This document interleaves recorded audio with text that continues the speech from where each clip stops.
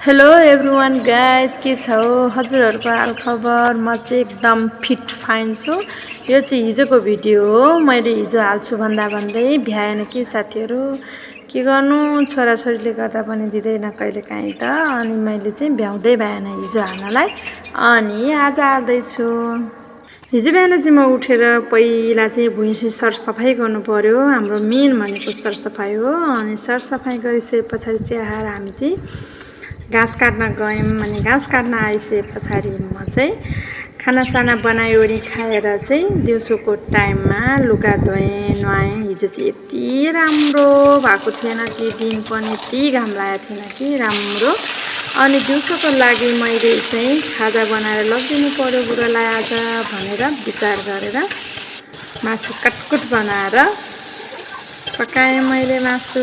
तपाईहरु चाहिँ कसरी पकाउनुहुन्छ मासु? म चाहिँ यसरी पकाउँछु मासु। अनि मासु पकाइसके पछाडि छापछुप पारेर गएँ म चाहिँ छोरी सुताउनलाई। माइली छोरी चाहिँ बाबा चाहिँले लगिसक्नु भएको थियो। अनि कान्छी र जेठी त घरमा छोड्नु पर्यो। अनि यसरी मासु पकाइसके पछाडि मैले छापछुप गरेर चाहिँ नानी सुताउन दुध खुवाएर नानी सुताएँ। यसरी नानीलाई छोडेर जानुपर्छ हो साथीहरु, के गर्नु, जानै पर्यो। थुप्रो घाँस छ, मान्छे लाएर पनि साध्यै छैन नि त हो। अनि यसरी लिएर गएँ छोरीहरुको साथीलाई छोडेर गन्तव्यतिर जानु पर्यो हैन। यसरी खाजा बोकेर गएँ मैले आज। फाइनली म बारीमा पुगेँ। अनि म आज तपाईहरुलाई मेरो बारी देखाउँदै छु। सिधा आयो मेरो बारी।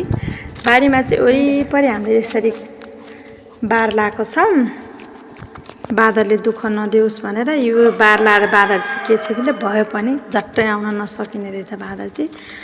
अनि यसरी लिएर गएँ। पुरा कागती नै कागती छ हाम्रोमा चाहिँ। अनि यसरी पाइप जडान गरेका छौँ, ट्याङ्की बनाएर ठाउँ ठाउँमा पानी लाउनका लागि थोपा सिँचाइ गरेको छौँ।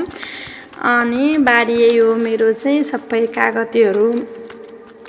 कागतीहरू रोपेका छौँ हामीले। धेरै जस्तो कागती छ। अनि यो 2-4 बोट आँपहरू, लिचीहरू, बदमहरू, बुद्धछेको मालाहरू हामीले रोपेका छौँ मेरो बारीमा चाहिँ।